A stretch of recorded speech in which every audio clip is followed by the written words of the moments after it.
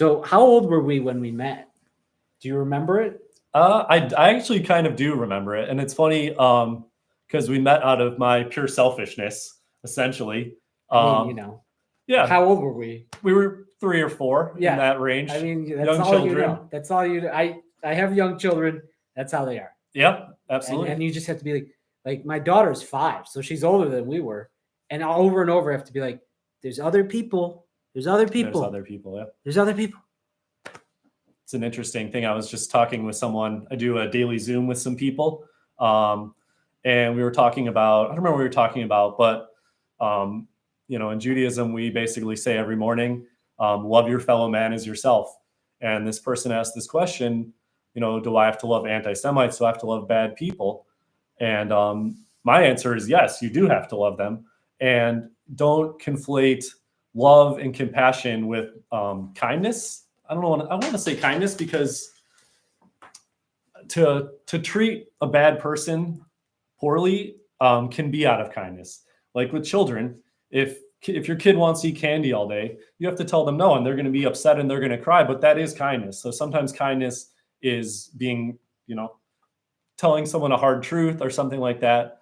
So I think we often forget that. We conflate, say, oh, I have to love everybody. That doesn't mean you have to be nice to them. Kind, you have to be kind. You don't have to be nice. Right. That's a really good insight. It's so crazy you say that because I literally read. So I just checked this book out of the library, Sayings of Yogananda, and I had just read a quote from him. I'm sure I won't be able to find it now, but it was literally about that. It was like, what do we do about evil people? Are we supposed to love evil people? And Yogananda said, if your fellow man is sick, you take care of him. And a man who has turned to evil, how much more sick can you be? Absolutely. Than that. That's it's a perfect way to say it. You're sick, but it's not physical. It's a mental, It's spiritual. It's spiritual. Absolutely. Yeah. So compassion for those people is not, allowing them to continue on that path. The real compassionate person will do everything possible to try to help those people change their ways. Exactly. Like you said, be kind, but not nice. Having a vision for the future. And, often when we're faced with somebody evil or somebody who we don't like, or is somebody who's doing something that we really don't think is right. Because you can't really say some person is evil, maybe they did something evil and in that moment they were evil, but, overall we're all children of God. We're all redeemable in my opinion.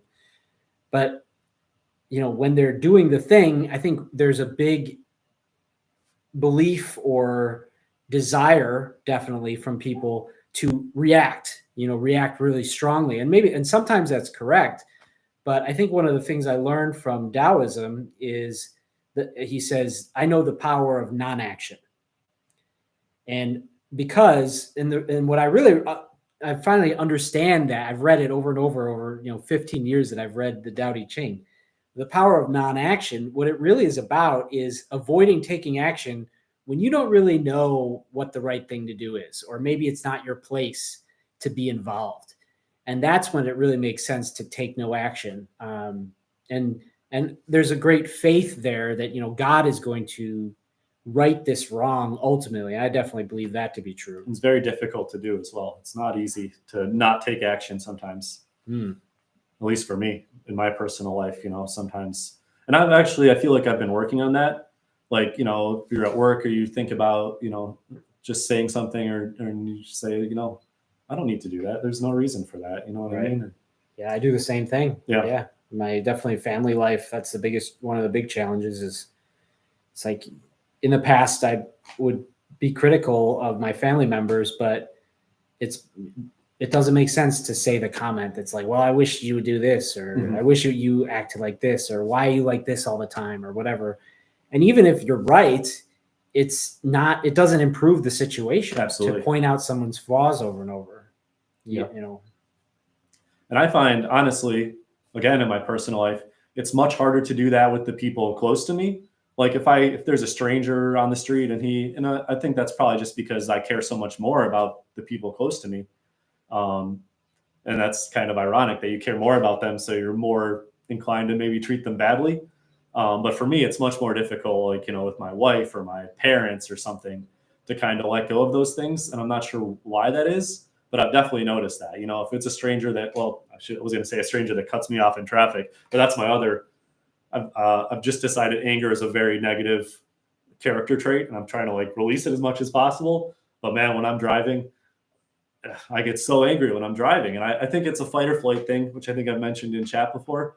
But at the same time, it's like afterwards, the person's gone. They're somewhere, and you're sitting in your car clenched on the steering wheel and you're angry. And it's like, why? What are you doing that for?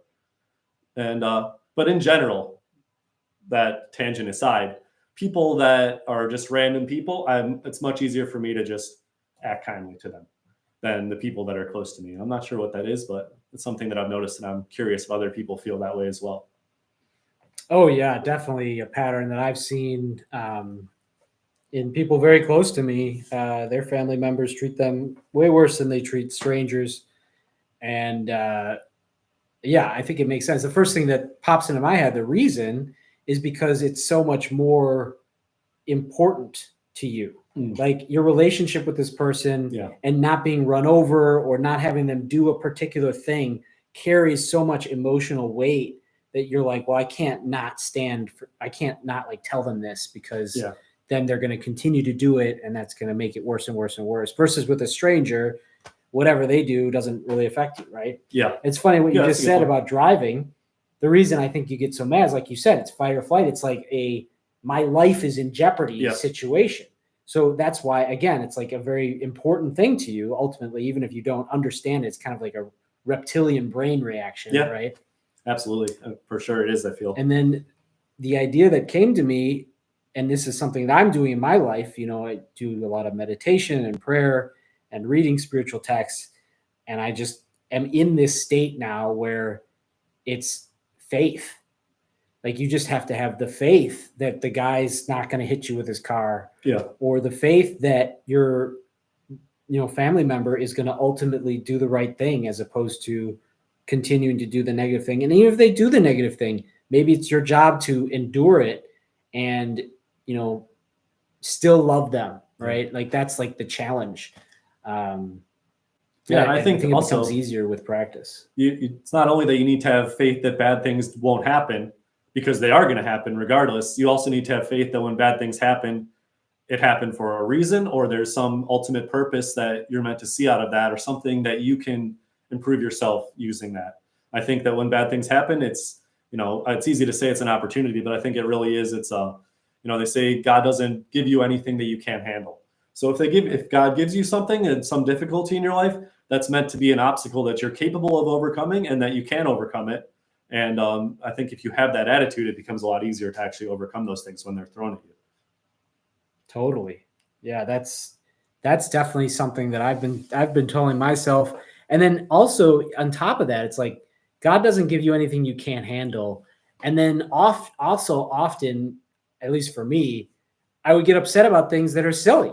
It's like, if you really look at this from God's perspective, or from a higher perspective, even your own perspective, like a few hours later, like getting upset about this thing doesn't actually help. And when you get upset about it, you're kind of showing yourself or God or whatever, you're showing that you can't handle it. You know, you're kind of failing the test. And that was something I realized. There's so many things that I get upset about, and it's just like, there's no reason to get upset about this, you know? Especially like what you said, like that's just life, is that things will go wrong, you know? And if things didn't go wrong, I think life would probably be really boring. Oh, absolutely.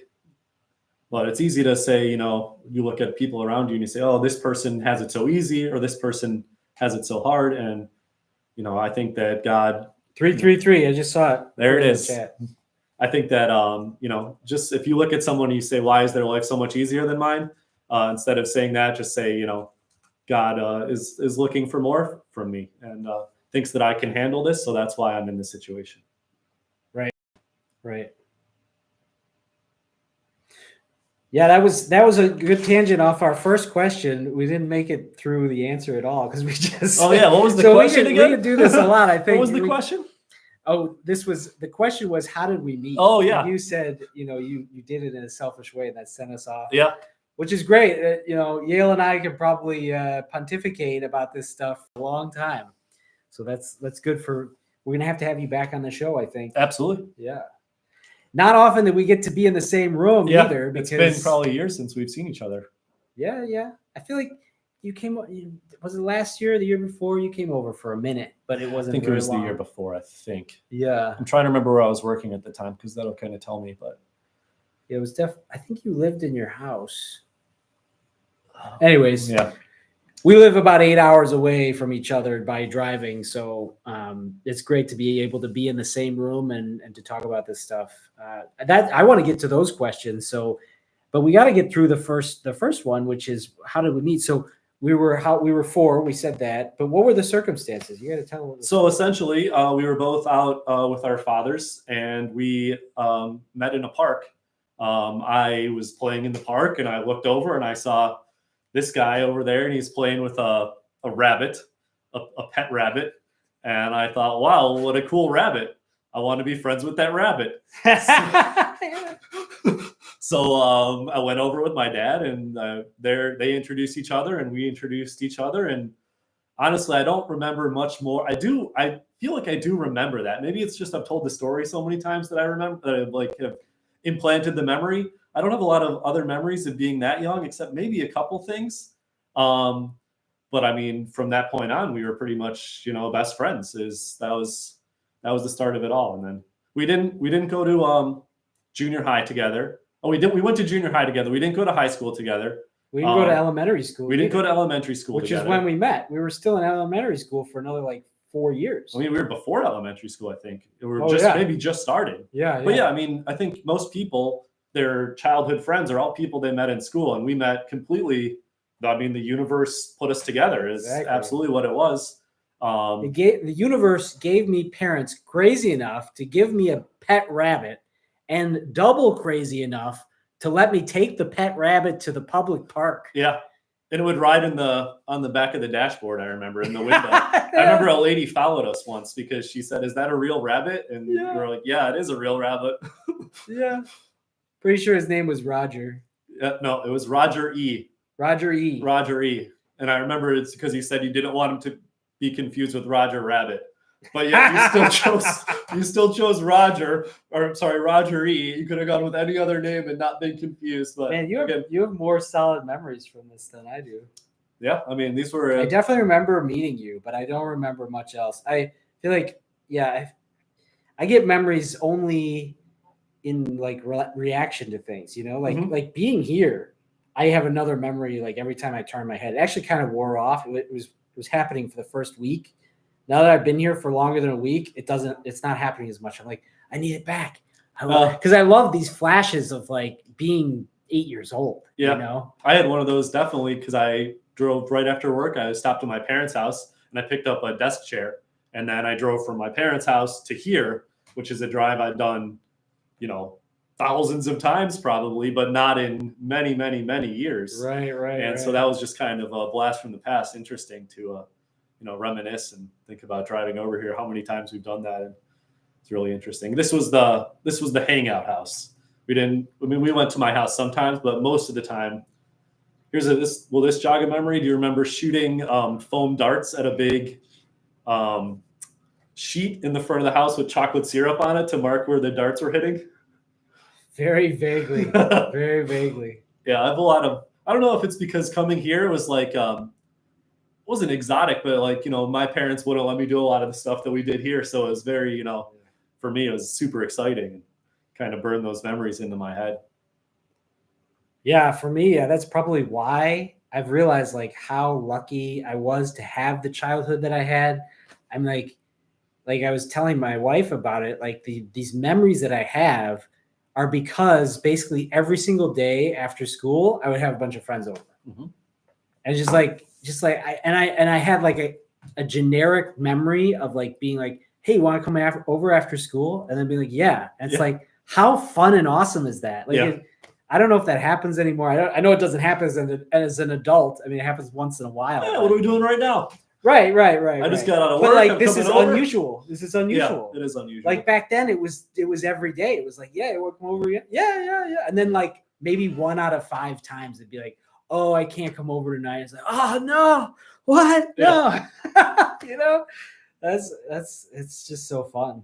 Yeah, I remember being in the basement and just thinking, oh, I have to go home in 3 hours. I have to go, and then it'd be over like that. You know what I mean? Like, yeah. For those nerds out there, we just we blasted off on the Super Nintendo. I feel like that was probably the biggest one. oh yeah, And then Nintendo 64 a little later, but probably the Super Nintendo was the core of our childhood. And then we had squirt gun fights and Nerf gun fights, and sometimes in the house. yeah, in the house or at the office. Yeah, at the office. We took the laser tag stuff to my dad's office, which is only 10 minutes away. I think, was it during a power outage or something like that? Yeah. Yeah. Or I remember swimming at the pool at the hotel during a power outage here, I think is what it was. Oh yeah. My dad loves scamming the local the local hotel. Again, like all these things, like Gail's saying, it's like my parents were just crazier than everybody else's, or they were just more free thinking, or just didn't care. Yeah. But my dad would take us to this hotel and we would sneak in to get into the pool. We just did this. We must have done this for like years. I don't know. Yeah, the A key decade? card, like from when a relative stayed Yeah, there. Just kept yeah. the key card The key forever. card- We just scanned in. Back when they were mechanical. They were mechanical key cards. They had like holes Yeah, the in hole them. punches. Right. Yeah, that's right. You did Right. that. So they couldn't cancel your card. So once you stole that card, I mean, it's over. So don't tell the police on us, please. Yeah, I think we'll be okay. Statute of limitations here. Yeah, exactly. Statute of limitation. Sorry, Seinfeld reference. Yeah, I don't know if you guys noticed that the intro music that was from Seinfeld. That was another thing we were raised on. Seinfeld. Yeah, I feel like when I think about it, it's like Seinfeld and like Star Trek. Yeah, Right? absolutely. Because those were both in the evening and they were both making new episodes when we were kids. So it's like Seinfeld, Star Trek, Super Nintendo, and then whatever we could get away with doing outside or whatever, was happening. Yeah. Climbing the tree in the front that's no longer there. Oh yeah, but it's still climbable. Is there a new tree? The Isn't kids, that tree gone? it's this. Well, yeah, it's the same type of tree. Oh, very nice. And it's still climbable, which is wild. Yeah, it does feel like this place has not changed, but it's changed, but it hasn't changed. Maybe it's because of my mindset where I'm at. I mean, we've changed, right? So Right, but when I have these flashes, it's like the same. yeah, It's like the same tile or whatever. Yeah. absolutely. All right, hit me with a question. Let's go. Well, so here's an ironic thing. So I feel like, and I think I remember the time frame. I think it was third grade. I started the Legendary Heroes Club. Right? What do you remember of that? I remember a lot of it. I remember business cards. Yeah. I yeah. remember. I got in trouble. We bring business cards to third grade classroom, and I didn't. Some kids had them and some kids didn't, and it was a big. The teacher was like, "Who has the business cards? Which one of you?" Yeah, legendary heroes. That sounds so nefarious. Yeah. We don't want those kids being legendary heroes. Yeah, I remember that. I remember a lot of sword fighting. I remember a lot of magic. I remember a lot of fun. I mean, going to medieval times. Oh yeah. Or not. I said medieval times, which we did go to. I'm thinking in the Renaissance Fair.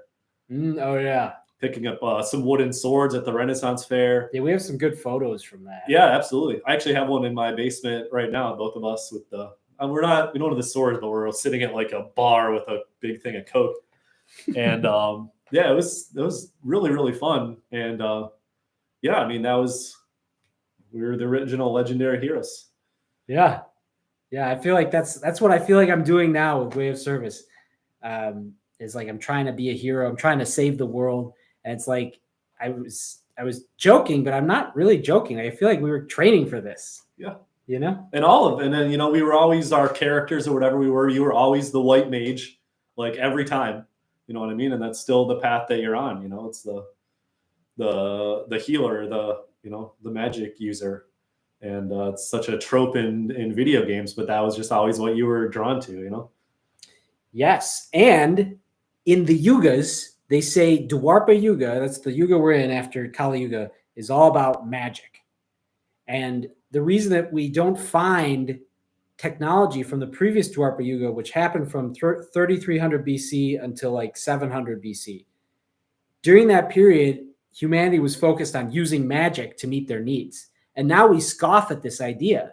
But now people are rediscovering, the idea of manifestation. the idea of like lining up with the universe to get what you want, that is the current age's idea. So I feel like it's like back then it was like, yeah, magic, you're a silly kid for believing in that. And now I'm like, yeah, this is what I'm going to do. Yeah. Very interesting. Yeah, I'm really excited to share more about that in the future. Like I said, I just finished the book yesterday and I'm sad about it. So let's see. We went from playing video games to starting a restaurant together. What was Local Root really about? Local Root was our attempt to bring good, real food to people for an affordable price, which turned out to be an almost impossible task. Yeah. But we had the right idea, and I don't want to say we got in over our heads because we made it happen and we did it. And I learned probably more from that than anything else in my adult life, I would say. But yeah, it was our attempt to basically open this local, sustainable restaurant where the food was not necessarily healthy, but it was ethically sourced, and to kind of share that. It was healthy because it's, we weren't using GMOs. We were trying to use, organic and good foods, but not like low calorie. You know what I mean? We still wanted people to enjoy the food and be like, delicious food, because I think, I'm not going to get into all the food issues and stuff here, but, our grandparents ate lard every day and lived forever. And now, people are having all these issues because they're eating all these processed foods and things like that. So this was our attempt to try to make that type of food that we wanted people to eat accessible to everybody. So we did our best at that. We were making all the bread in-house. We had a full bar, and it was a great experience. And it was really, it's sad looking back on it. But also I don't regret doing it at all. I don't know if you do. No, because I've joked, I actually put this in one of my videos. If I never started Local Root, I would never have met the mutual friend that introduced me to my wife. So that's a sequence of events. And then, so my children wouldn't exist, so it's basically like, it doesn't matter how bad it was. I did get that. But beyond that, I got, like you said, we got the trial by fire introduction to adult life, and we were in over our heads. Oh yeah. I mean, we were able to do it. We were able to present a great product and service, which, I mean, I'm very proud of what we did there. But as far as making it work on the back end, there was so many hidden problems that I feel like we were constantly just trying to keep it beneath the surface to maintain that high level of food and service that we had basically set for ourselves. Yeah.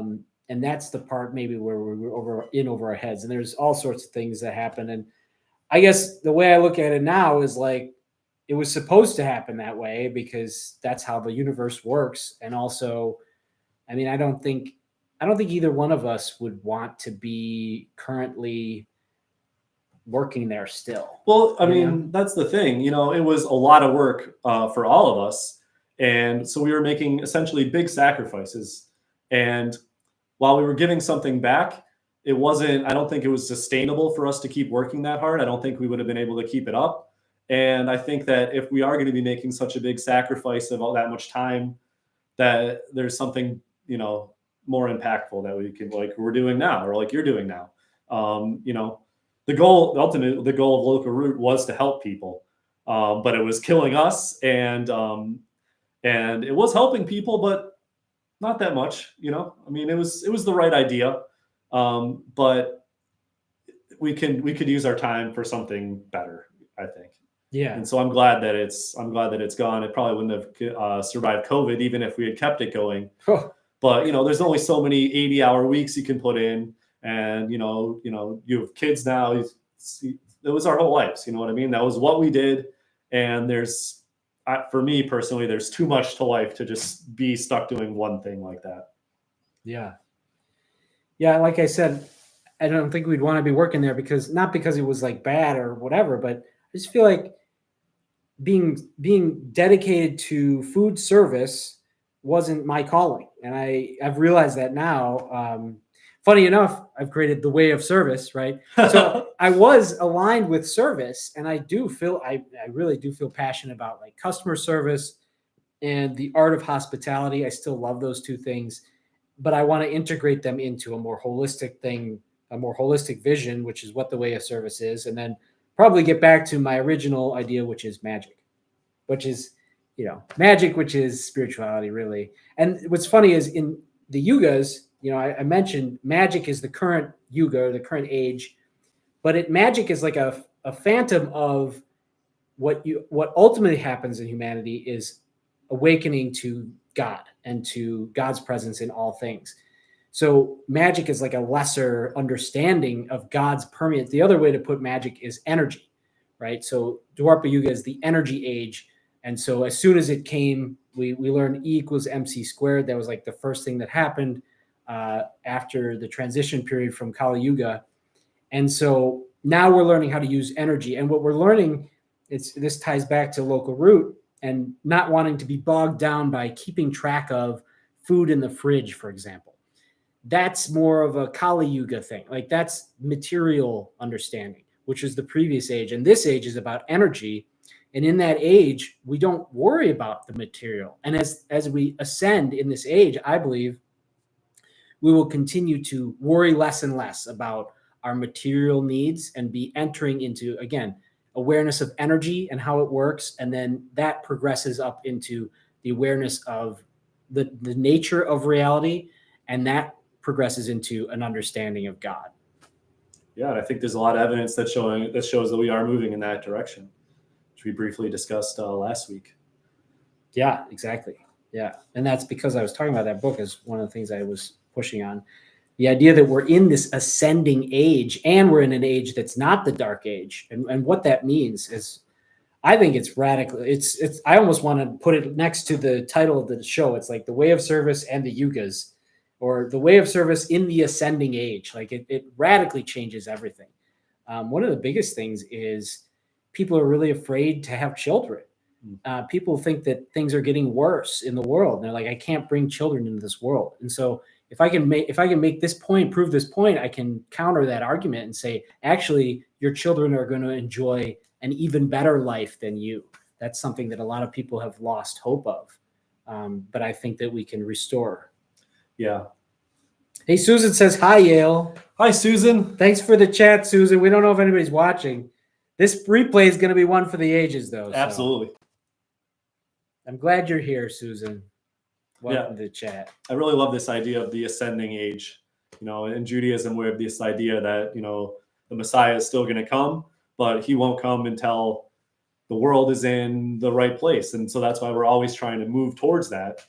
So if we're in an ascending age, that means we're moving closer. And like I mentioned last week, it's so easy to think of people as being weaker now or being so much more sensitive now. Our parents had it so easy, or our parents had it, so hard, and they did it. And now people are, bothered by these simple things. And it's just because the standards have gone up so much. And that's a great thing. So I don't understand this idea of not wanting to have children, because we do right now live in the best time that's pretty much ever existed, as far as I know. It's the safest time, despite what people say. It's the most prosperous time. It's the most peaceful time. And sure, there's bad stuff that happens. But like, if you look at, the scope of humanity, you really have to appreciate how beautiful the world is right now. Totally. I'm so glad that you see it too. Absolutely, yeah. I think most people, or not most people, I don't know, most people, maybe it's tipping. You're tipping from the most people. But in the past, most people would pay attention to the mainstream news, which is focused on what's going wrong in the world, because that's what sells, that's what gets clicks. And there's still a lot of that, right? So it's not going to be a straight line up, right? Like the ascending age is going to look like a stock graph where it's up and down and jagged, and some days are much worse than others. But the overall trend is up. Yeah. And also, it's now a time where anybody can have a voice. So you really have to be careful, because, when anyone can talk, you have to be careful who you're listening to. You should listen to everybody, but you have to remember that just because a couple people are saying that it's really bad doesn't mean that it is really bad. And, I think that oftentimes, the squeaky wheel gets the grease. So there's a small group of people that are very loudly, saying bad things about the state of the world. But I think overall people are much happier. even though the people that are unhappy might be louder than ever. Yeah.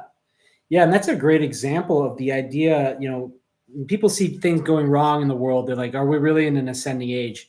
You think of it as growing pains. And so what you just said is like, it's a growing pain of the expansion of freedom of speech, of the ability to broadcast your ideas. It's being amplified. Like basically anyone can just set up a laptop and make some goofy live stream and anybody can watch it. Right. And so what you're saying is, just be careful of the noise that's out there, listen to your instincts, listen to your intuition, and follow, I think, Bashar put it well, your highest excitement. What when you listen to it, does it make you excited? And does it propel you in a positive direction?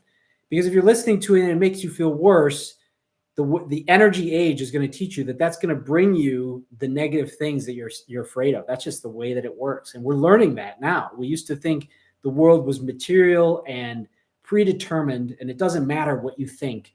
The things in the world are going to happen anyways. And we're learning that's not at all how it works.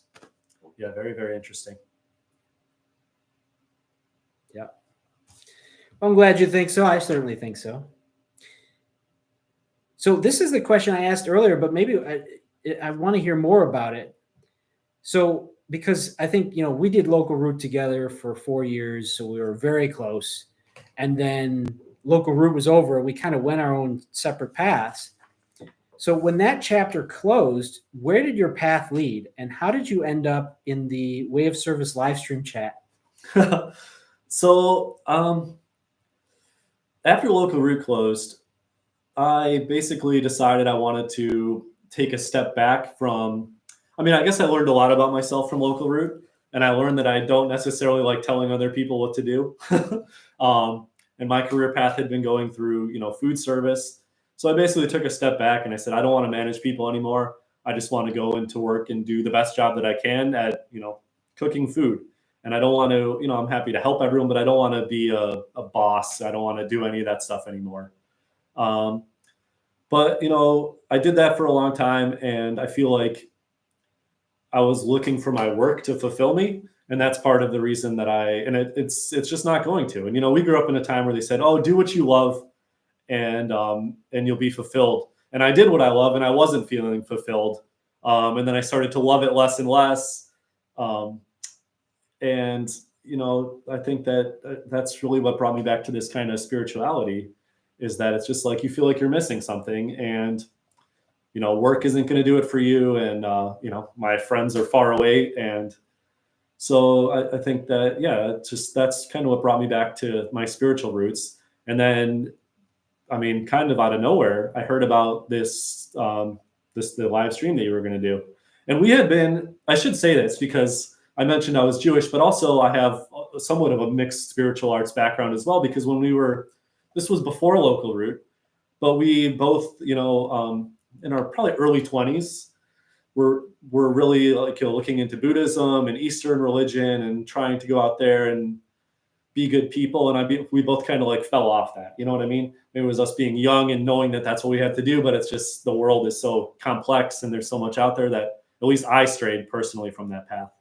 And you stayed more on it than I did for sure. But yeah, then it just kind of came roaring back. I don't have a better way to say it. It kind of came out of nowhere. And it was just so shocking when you brought it up to me that you were doing this, because it was such a similar thing. And obviously we're going kind of different on paths, but like I said, it's the same end goal. And when we had one of those first conversations where you were telling me this, and I was just identifying things from my own studies that were like, no, that's exactly the same. You know what I mean? Not just it's similar, it's exactly the same. I can't remember exactly what it was. What were we talking about that was the case? But it was shocking to me, and it was very insightful. And I think that we both had an experience at Local Root when we were trying to do this difficult thing of our friends being like, okay, and not really helping. And I don't want to be that type of person. So if I see my friend doing something, I'm the type of person that wants to do it with them, and I want to help bring them up. And So when I heard about this, I thought, man, this is from God. You know, this is perfect. So here we are on this path again together. So Yeah. The synchronicities, you know, that to me, synchronicities are a constant sign. That's what they are. They're signs that you're on the right path. We actually join our Discord if you haven't joined our Discord, but we have a channel in there, Signs from Spirit, and I just see it constantly. I see the numbers, and I always see the numbers when I'm in flow doing something basically for this channel or on this path, and it's just constant confirmation. Yes, you're supposed to be doing this. Yes, you're supposed to be doing this. And I will tell you that if you start living your life that way, you will see it, and you can't unsee it. You can't unsee that God and the spirits are basically talking to you. It's more than seeing just numbers too. I mean, it's miracles still happen, and they happen every day, and you just have to open your eyes to them and realize them when you see them. And I think, the synchronicity of seeing the numbers is just one small piece of that.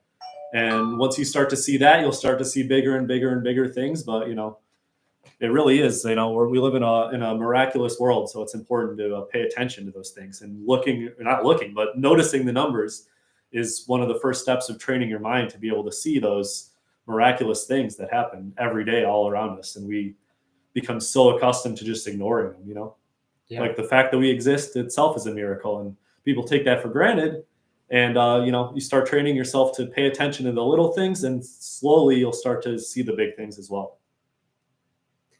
Yeah. Well, you said take it for granted. There's a lot of false conceptions we have. Like that's one. It's like, I exist. Who cares? It's like, no, that's a miracle. And that's a misconception. You take it for granted. Also, like, there's no signs. That's a misconception. And as soon as you start to tune into them, you'll see it. And go ahead, argue with me, try it and see what happens. People who are atheistic. I mean, I used to be there. And that reminds me what you said. I mean, I didn't really stay on this path. I mean, I kind of went into a materialistic path. I forgot a lot about a lot of this. And then the synchronicity is that I think separately, we both got back into it. And then, because we still stay in touch, I told you I'm doing this thing, and you were like, well, I've actually been doing the same thing. Yeah, it's like exactly. We didn't know that each other were doing it, and then we just found out that we were both doing it at the same time, which is it's remarkable. It's very interesting.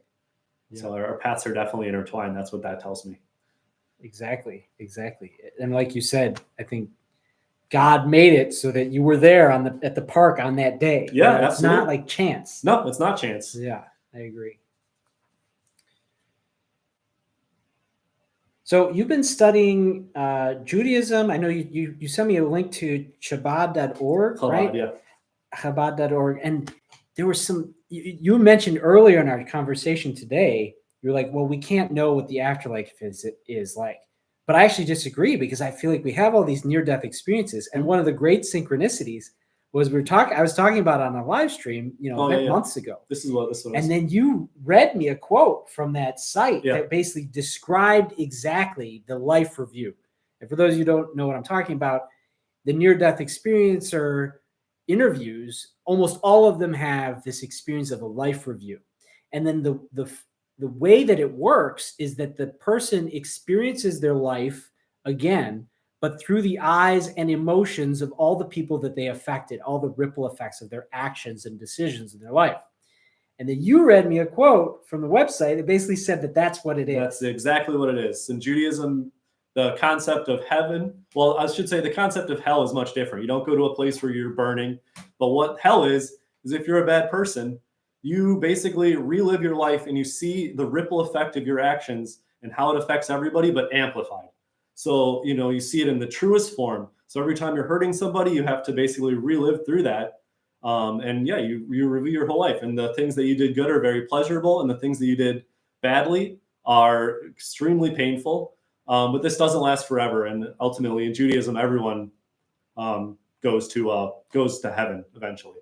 But first, you have to get through that experience of seeing everything that you did wrong and experiencing that pain. And if you're doing some really bad things, that could be a horrible, horrible experience. But yeah, it was shocking. It wasn't shocking. It wasn't shocking at all. It makes perfect sense that, where all these religions are trying to find the truth. It is shocking as far as like at least for me, my worldview before understanding this stuff was like, we don't know what life after death is. It might be nothing. Yeah. But, and then, from more and more studying of this subject, it shows that there is perfect justice in the universe. Yeah. There is no wrong that won't be righted. That's shocking to me, at least my physical self. I'm sure my spirit is like, oh yeah, that's old news. You said you were an atheist. Were you an atheist or were you agnostic? I think I was an atheist at some point, back in college or whatever. And like when we studied Buddhism, it was like, Buddhism was like, oh, there's no God. I feel like I was kind of like, oh, good, and even up until recently, I think I was kind of agnostic about it. And I would say that I found God, like specifically the idea of God versus the Tao and like energy or the universe is all kind of these words kind of mixed together. But the idea of God being like an ultimate creator who has like a personal interest in you, I believe in that now, and I don't think I did maybe even just a year ago. Yeah.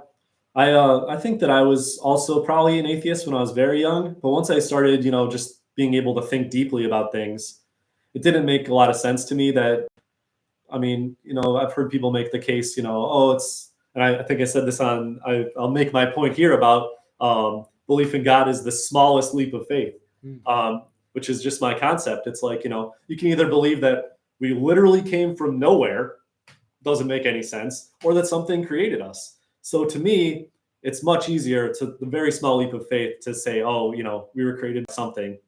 You don't have to specify what, but I think it's fair to say that we were created by something. And I think, unfortunately, fortunately, I should say, I think science is kind of coming around to this idea with the simulation theory and stuff, which is just a scientific way of saying we live in a created universe. Yeah. Right. Yeah, you're right. Yeah. So, but yeah, now I definitely believe that there's a God and he cares deeply about every single one of us. Like we're all his children and he wants us all to do the best that we can. And I think that, it shouldn't be that hard. It shouldn't be that hard to come to that conclusion. And a lot of the problems in the world right now, I think, comes from a lack of meaning or purpose. And if you have that, then you have a purpose, right? Yeah, for sure. And sometimes your purpose is to not have a purpose, is to be just to be. I heard a great Taoist quote recently. A mountain is beautiful because it is so much like a mountain. Water is beautiful because it is so much like water. So this idea that we can just be and still be loved and perfect. That's almost non-action, isn't it? Yeah. But yeah, I think we do also have a purpose and direction and, momentum in our lives that we need to fulfill, a destiny to fulfill, perhaps. And I will say, you said it's okay to not have a purpose. And I think that's okay for some people, but I think some people do need a purpose. Well, I don't mean like permanently. Oh yeah, no, yeah. But I see what you're saying. Absolutely. Yeah. I think, the Hua Hu Ching says, can you wait for your mud to settle and the water is clear and then the right action arises all by itself, right? The whole universe never is stationary. Even the mountain is not stationary, right? It's still doing things, right? We do have some chats. Susan says, great to see you again, Yale. God leads us home through many ways. Absolutely, Susan. Yeah. Matthew A says, finally good to see a face to the name. There you go. Yeah, there's Danny. That's what he looks like. Yeah. You guys know what I look like. You don't care. I'm just giving you. Susan says they have known each other since 7 in age, but no, longer. Yale corrects you. Yeah, we're 4, probably 4. I want to say 4. Yeah, and I do have this feeling. It's funny. It's almost like a spiritual knowing that the odds were against our friendship because, like, I was in a different preschool, you were in a different preschool, then we went to elementary school, and then we're still separate for many years, but somehow we were still friends. And I have this sense that was so unlikely. Yeah, absolutely. That's why I brought up that we didn't go to the same schools for a lot of the time, because every other friend that I have, except for a couple friends that I have through you, is someone that I met in school, or someone that I was just, we're friends because I was forced to be around them. Not that I wouldn't be friends with them anyways, but like, when you're a little kid, oftentimes you're friends with your next door neighbor, you're friends with whoever, just because that's who's there, and you're a kid, and you don't have a lot of preconceived notions, so you can be friends with anybody. But as you get older, there's all these things that stand in the way. You don't see them at school. You only see them on the weekends. And then there's people that you do see at school. And it's easy for those relationships to just fall apart. And we've gone long periods of time where we haven't seen each other, but we've always, been in contact, and we've always like maintained that friendship. And that is remarkable, and I didn't realize it was remarkable until you start talking to other people and you realize that they don't have friends like that they've had their entire lives since they were children, Yep. Matthew A says, "What is the purple and lavender crown?" It's just so the lavender purple crown just indicates how good of a fan you are, at least in this particular live stream. You're number 2 right now. If you send more messages, you can become number 1, and then you and Susan can compete for number 1 and number 2. All right. Chad, I'm here today, so I'm sacrificing my number 1 fan spot. You guys can take it. I'll get it back next week. Yeah, exactly. Yeah, Yale's usually number 1. There's no doubt about it. But right now, Susan's number 1. Matthew, you're number 2. Okay. Enjoy it while it lasts, Susan. I'm coming. Susan says, "I thought younger." LOL. Yeah, you thought, but you're wrong. Susan says, "Real friends are hard to find." That is certainly true. But I hope it's getting better in this ascending age. And if you join our Discord, you can have a bunch of friends right away. Yeehaw, Matthew. See, she's giving you a run for your money, Matthew. You're going to have to pull out your keyboard. You got a lot of messages to catch up on there, buddy. All right, so let's see. Where do we see here? Oh, this is a great question. What does way of service mean from your Jewish and mystical perspective? Are you saying like what would the way of service be for a Jewish person, or what does your way of service mean to me? The second one? Yeah. I mean, I think that it just that's a good question.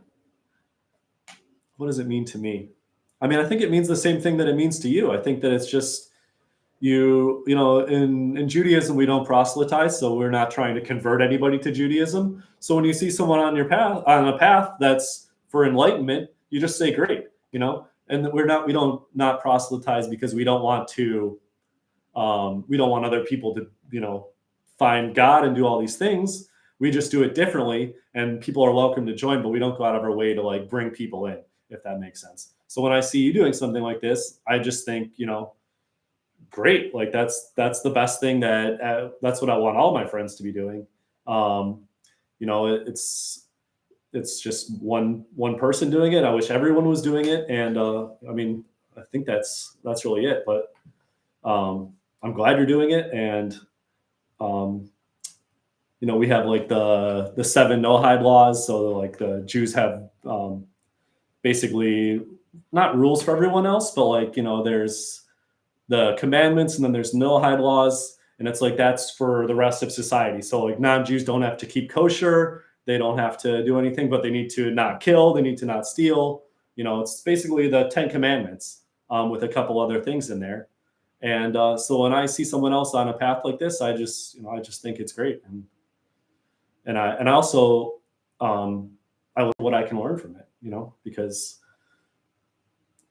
Judaism is what I do, but it's not the only thing that I absorb, and I want to absorb as much from as many different things as possible, and then I evaluate it and think about how I like. But coming in the live stream, I've learned so much, and I've seen so many synchronicities and how our philosophies interconnect and are so similar, and it's been reaffirming to me as a Jew to see that what we're onto, other people also agree with.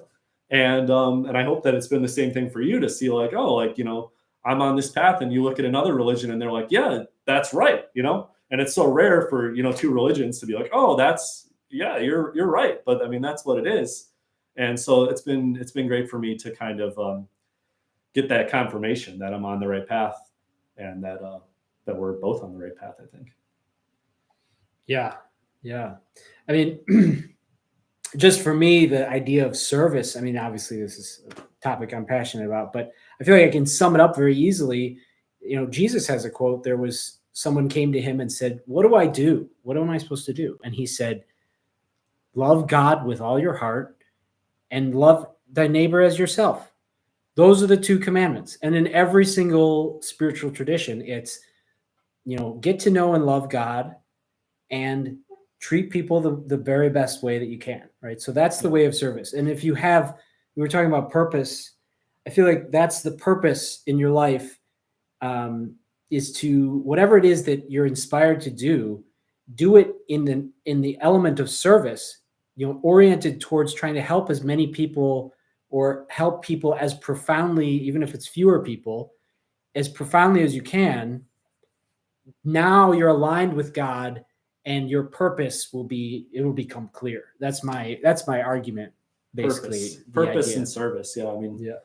You said, I think every religion says this. You said this. You said, you know, love your fellow man, or, you know, love your neighbor. In Judaism, we say, you know, take upon myself the positive mitzvah, love your fellow man as yourself. And I don't know what religion doesn't say that, but even when we pray, and I know this is a thing in Christianity too, when you pray to God, you don't say, "God, give me this." You say, "God, what can I do for you?" Or "What can I do, you know, for the world?" And that's how your prayers are going to be answered, through serving, you know, not through asking. And I had this epiphany the other night. I don't know what I was doing. I was sitting at my computer, and I just had this like overwhelming feeling of like, it's not about you. Like, you have to remember, like, it's not about you. It's not about you, you know? So that's what I have to tell my 5-year-old daughter sometimes, right? Yeah. That is the start of the conversation. It's like, and maybe sometimes your selfish behavior, or it seems like God can transmute selfish behavior into something good. But it's way more fun and easier for you personally if you do it, if you just accept that service is the way to be. Another epiphany I had about this ascending Dwarpa age, now that we don't have to worry about survival in Kali Yuga, the Dark Age. Like, think about the Dark Ages, everybody was just worried about surviving. Yeah. But now we don't have to worry about surviving. And so the word that I realized defines this age is trust. You know, can you just trust? And so following the way of service requires trust, because you have to trust that even though you're taking care of everyone else, God's going to take care of you. And I believe that as you pursue this way, and I've found this to be the case, my life is kind of a shining example of this, where it's like, I am taken care of, now take care of other people. But take care of other people as much as you can, and then you'll see the universe will show you that you will be taken care of as well. Absolutely.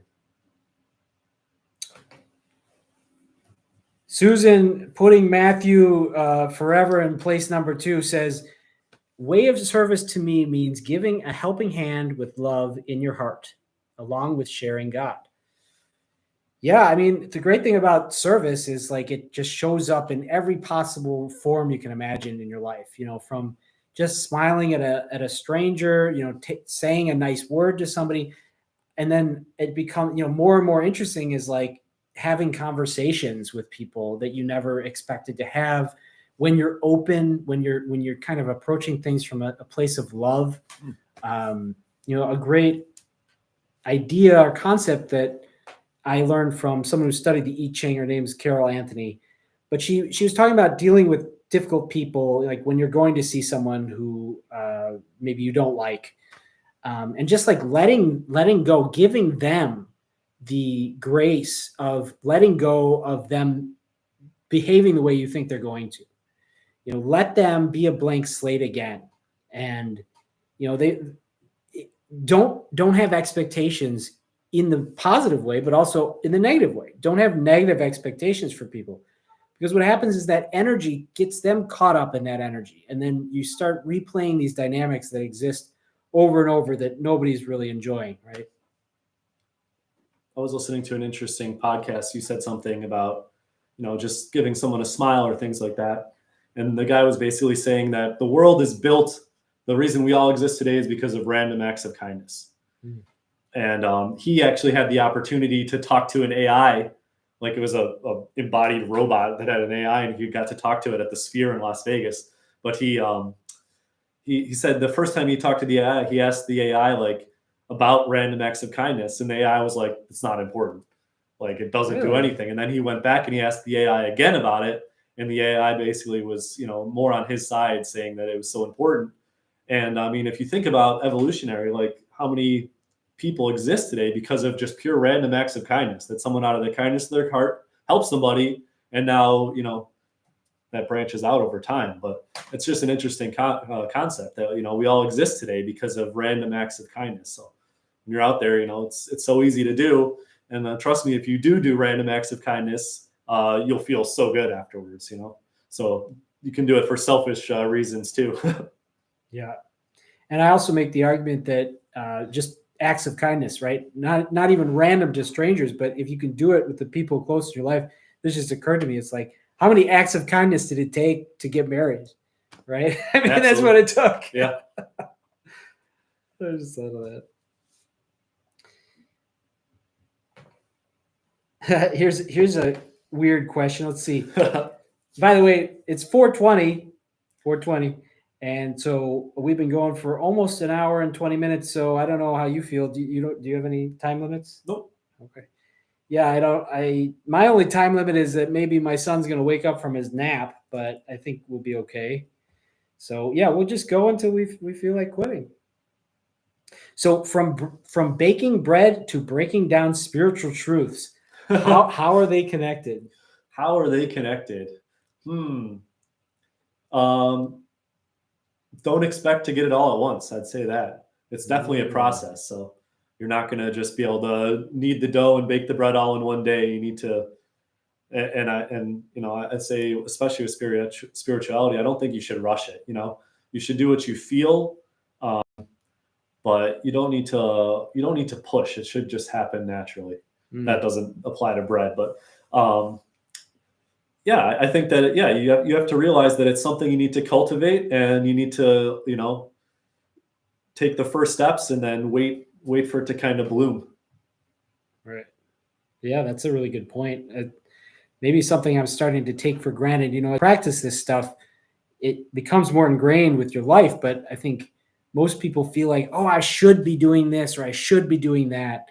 I was reading some Yogananda, and he was saying, you can say that you are too busy to pray and meditate, but you can't say you're too busy to just pause for one moment and say, I do this for you, God. Yeah. Just in whatever it is you're doing, to just make that one moment connection. And I was reading some responses, or some of his students basically saying that's really where you attain enlightenment. It's not in the meditation and the prayer and the time that you can set aside, although that is important, but it's really your constant effort and your constant, integrating with your life.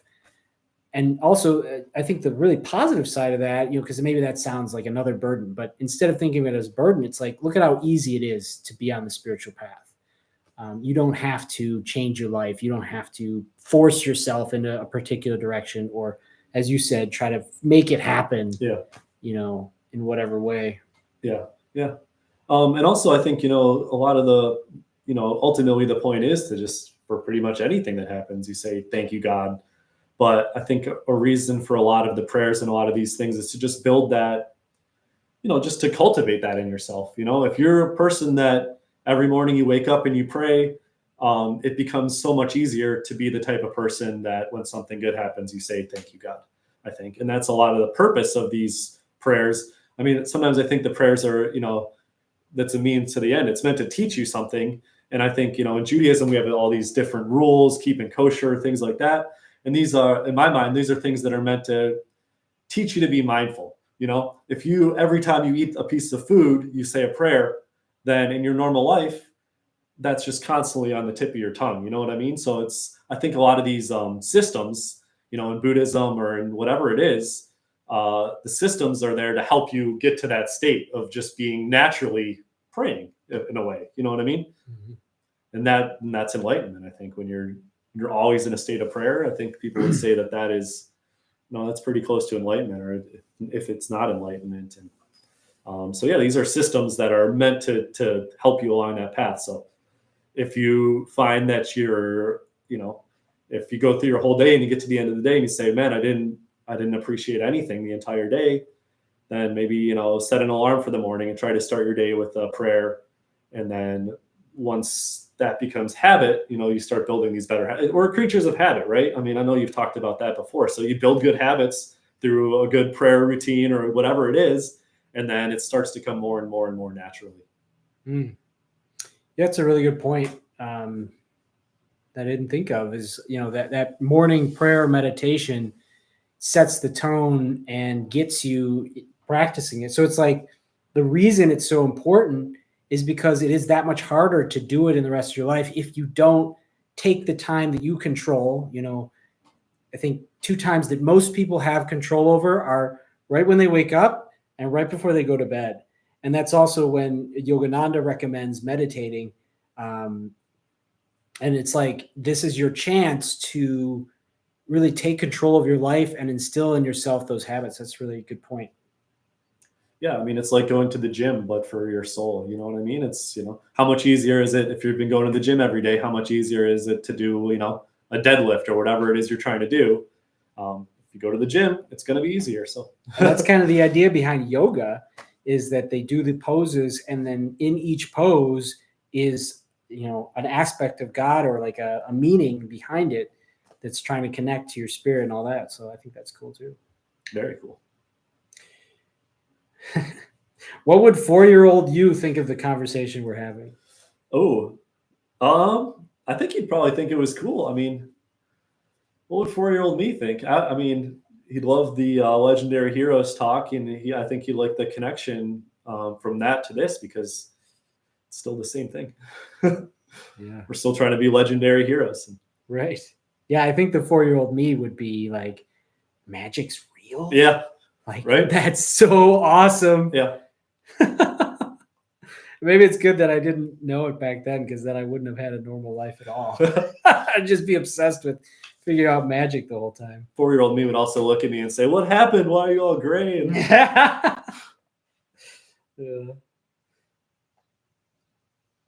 You mentioned earlier this, but maybe you'll have another answer. You're always dropping wisdom in the chat. What's one insight you've been waiting to share? Ooh, putting me on the spot. Yeah, well, you can just say what you said earlier if you want. I don't remember what I said earlier. Oh, believing in God is the smallest leap of faith. Oh yeah, well, that's a good one. I've been trying to hammer that point home, because for whatever reason, everyone has this. It's like, oh, it's so outlandish to believe in a God. It's like, why? When a scientist says there's the Big Bang, like, no one is like, that's so outlandish. That's way crazier. That's way crazier. To me, that sounds way more outlandish. That we literally came from nothing and now we exist, and nothing was before that. And what? Like, that doesn't make any sense to me. So yeah, definitely, like, belief in God is a small leap of faith. Something created us. That's a given in my eyes. So that's something. I'll try to think of one more before the end here.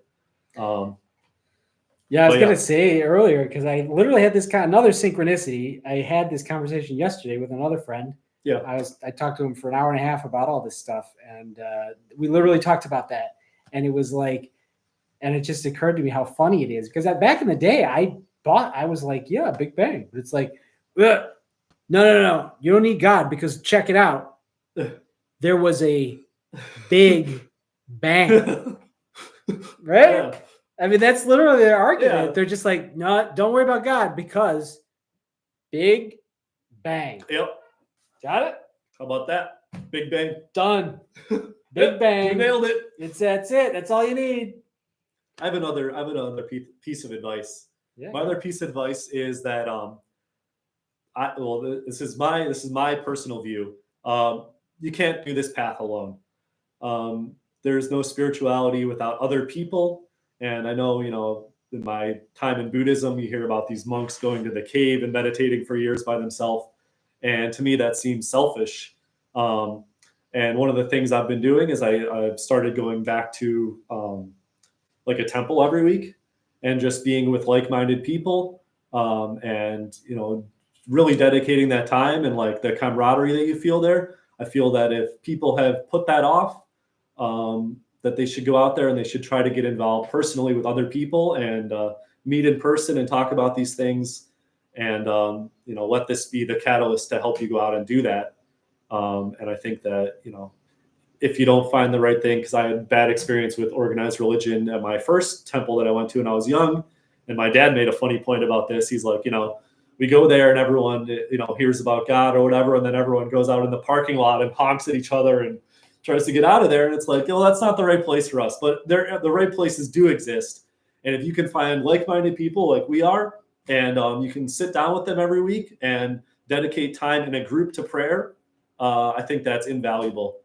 And it's interesting in Judaism, we don't read from the Torah without 10 people. So you need a minion of 10 people is what they call it. And then you're allowed to read from the Torah. This is the actual Torah. We still, read in the book, but you don't open the actual Torah scroll without a minion of 10 people. And I think that's by design, not that you need 10 people to talk to God, but there's a reason why you should get together with your fellow men and women and pray together. And I think that's a valuable thing. So if you guys have been sleeping on that, give it another shot. Yeah, I feel that too. I feel like that's kind of missing from my life. I do it virtually, but I would love to do that. I see the value for sure in that. It's funny. The first thing I thought of, if you've read the autobiography of Yogi, definitely recommend by Yogananda. That's a theme in his life. When he's young, he has all these visions and dreams of going to the Himalayas and meditating in the cave, by himself. Yeah. And over, his guru and God basically was like, no, you're supposed to be with people. You're supposed to be helping people. You're supposed to be spreading these ideas and not, hiding away. And he admits it's like, it was a selfish desire to just go and be able to do it myself and not have to deal with anybody else, basically. Yeah. Yeah, there's a very great, well, probably the greatest rabbi in Judaism is Rebbe Menachem Mendel Schneerson, who's just known as the Rebbe. And he's infamous. People would line up for hours for advice from him.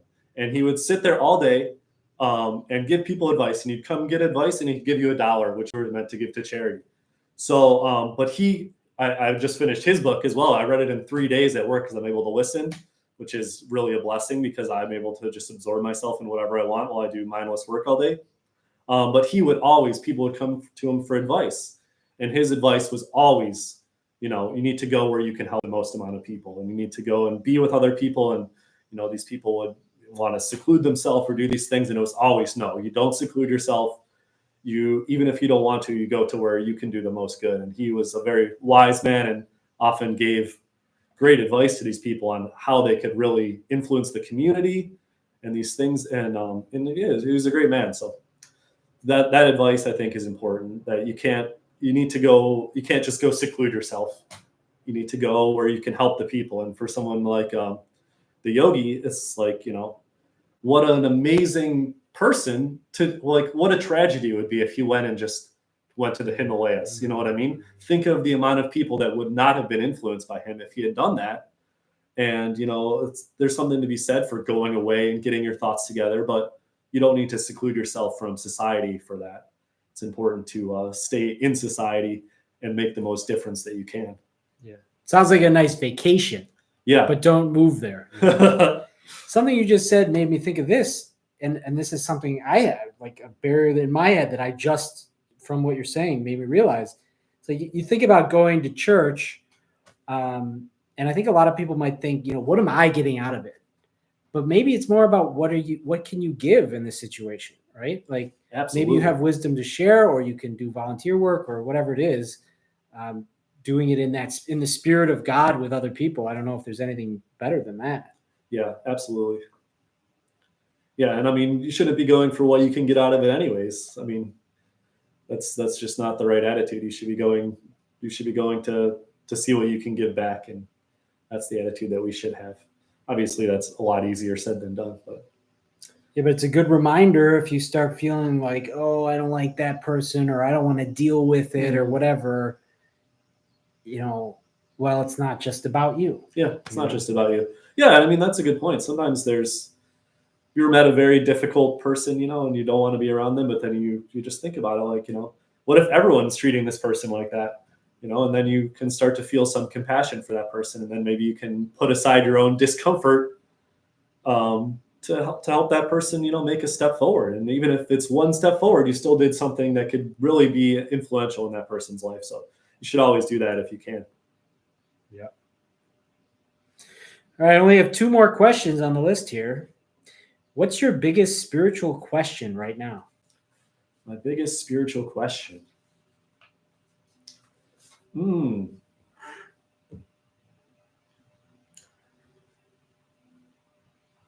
don't know if I could answer that. I guess I have one that might be too personal to share, which is okay. I'm trying to think of like a spiritual question I have.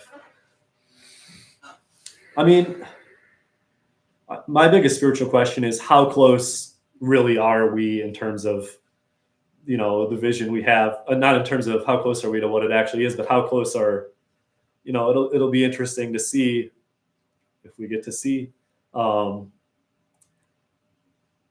much all the religions do have in common. You know what I mean? Good. I think they have everything in common. So I guess we'll find out. Yeah. That's my biggest spiritual question is, I mean, obviously there's things in religions that contradict each other. But I think the vast majority of the things, and as I said, religion is also, I think it was given to us by God, and now we're people trying to keep that going, and we're imperfect creatures. So we're doing our best to preserve that message. And it's, in the closest form that we received it. And then also trying to, on our own, find these answers. So I'll be interested to see, how close everyone was. Yeah. Yeah. I just think of like the Kali Yuga argument and like the idea that, I mean, one of the biggest, most powerful pieces of evidence from this book is the fact that at the bottom of Kali Yuga, you had like every empire collapsed. Okay, Roman Empire, the Chinese Empire, the Indian Empire, the Mayan Empire, the Persian Empire, they all collapsed within like 100 years of each other. Wow. And also during that same period, within a couple hundred years, you had these insane book burnings. The Library of Alexandria, 500,000 or 1 million scrolls were burned by Christians. And then in China, by Emperor Qin, I didn't know this, that's the name of China, comes from the Emperor Qin. He ordered all books burned in China. I mean, think how much was lost in that, Exactly. And so now we're here like being like, well, I'm right, you're right, no, I'm right, whatever.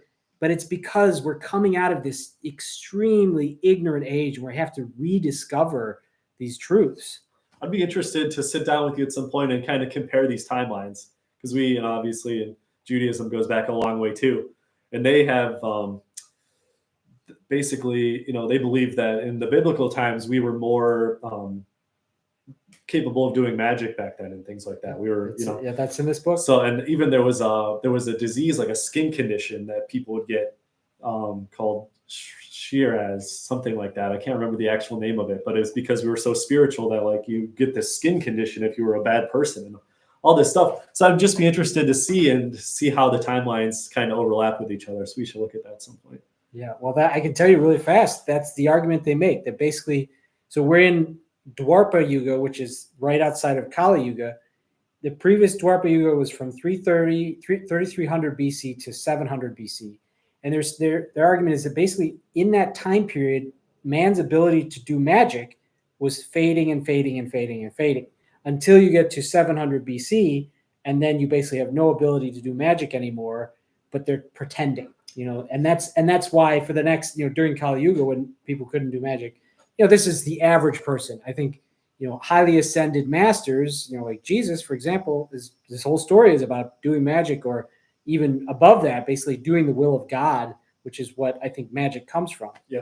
But that's the idea, is that during that. So now that we're in the ascending Dwarpa, we're basically picking up where we left off in 700 BC. And by the end of Dwarpa, we'll be back at the full capacity that they had in 3300 BC. I think that's like 4000 AD is what they say. Yeah, and then there's a even further ascension basically for the next 11,000 years to perfect, where like the average person knows God and is connected with God and is basically living in this blissful state of perfect harmony with God and nature.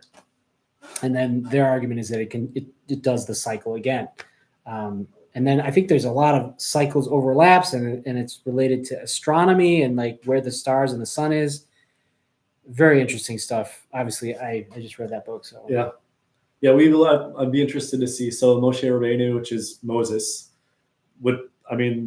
based on the text, it's probably around that time. And then, going forward, everything, that's when the Jews were basically left Egypt, and then they went out to the desert for 40 years, and not because it was that far to go, just they were lost for 40 years. They weren't supposed to get there.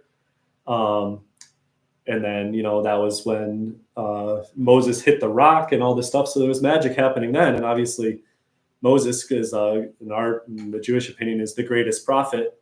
So it makes sense that he would be doing magic. He's a great tzaddik, a very holy person. But yeah, it's interesting because I feel like that probably does. The timeline is probably very similar for that. And that's like when magic basically stopped at that point. And some people say miracles stopped too, which I disagree with. But yeah, I want to look. We should look more at that. Yeah, and I want to be clear. I don't think magic ever went away, but it's just the average man's ability. Yep, right. So the average understanding is right now is like magic doesn't exist. Or I would say now that we're in a little bit of the ascending age, people are starting to get into it a little bit, right? Yeah. Like manifestation, that kind of thing. So that's my biggest spiritual question is when will Mashiach come? So. Oh yeah.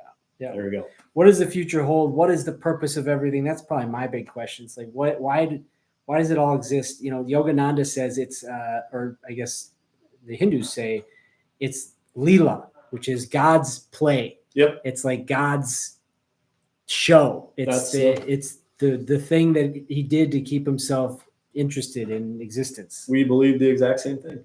Fascinating. And when you do a mitzvah or a good deed or avoid doing a negative mitzvah, it brings God great pleasure. And so yeah, it's like his play, and he's invested in every single one of us equally, like we're all his only child, basically. Judaism and Hinduism are two of the most ancient religions. Yeah. So I wonder how much they agree. They probably run into a lot of agreement. Yeah, I guess the last question is, I think it's an interesting one. If you could tell our viewers one thing about finding truth in ancient traditions, what would it be? Truth in ancient traditions. I would say that these things haven't survived 4,000 years for no reason. And by that very fact, especially with Judaism, which has been something, it's they don't proselytize, and they've been persecuted because they've always been outsiders in society. And yet that tradition has somehow, sustained itself through all these years. And the same thing, with Jesus or with anybody, these traditions exist and stay in society for years. And I'll think of all the other things that have just come and gone and faded away, like Beanie Babies or whatever, You got some downstairs. You got some Beanie Babies? You got to look them up on eBay. Yeah, but I think that these things exist for a reason, and they've continued to exist for a reason. And we need to, embrace that and look for the wisdom, carefully look for the wisdom and evaluate and see what works for you. And big agree. I think you can see that in like a microcosm with like works of art. I think of like movies, there's all these movies and like series of movies that are popular, and they just have been popular since they were created because they were great. And then there's so many movies and stories that are just forgotten because they weren't so good, I just think of that, it's like, why is this movie still around? It's like, it's because it's good. Yeah. That's the only reason. So if something's lasted thousands of years, it's extra good. What do they call the Bible? The greatest story ever told, right? Yeah. So exactly. Well, I really enjoyed this, Yale. I feel like we had a great chat. We could just go on and on about this stuff for a long time. I'm sure we can have you back. But I want you guys in the chat, you got to tell him that he's got to come back, okay? And in the comments, hit the like and subscribe buttons. Join us on the Discord. We're live every Friday at 3 p.m. If there were more of you here, I would talk about, I might be moving the time, I think, and maybe that's why we don't have as many people. I'm thinking of moving the time to a weekday evening. I think that might work better for everybody. So I'll probably be doing that pretty soon. And yeah. Danny makes this look easy. It's not easy. I don't know about that. But it was great having you on the show, Yale. It was great to see you, buddy. I Absolutely, love you. man. I love you, man. My best friend for pretty much ever. So love you too. Yeah. Love all you guys too. Thank you for joining us. Let us know what you think in the chat, in the comments, and we will see you next week.